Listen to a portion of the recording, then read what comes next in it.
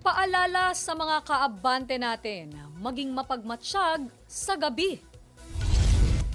Sa isang CCTV video kasi online, spotted ang kelot na nang hold up sa labas mismo ng bahay ng biktima. Naganap ang insidente sa Las Piñas, 6:30 ng gabi. Makikita rito ang isang dalagita ang dali-daling pumasok sa bahay at nagsusumbong sa kanyang ina.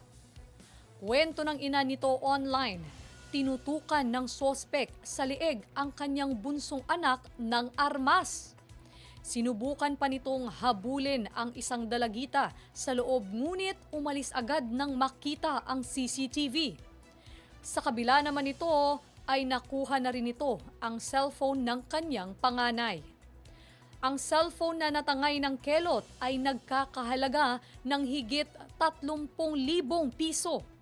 Dahil dito ay bumuhos ang paalala ng netizen sa publiko. Anila, hindi sapat na maging alerto sa labas ang mamamayan at patunay lamang ito ng kakulangan sa seguridad mula sa mga lokal na pamahalaan.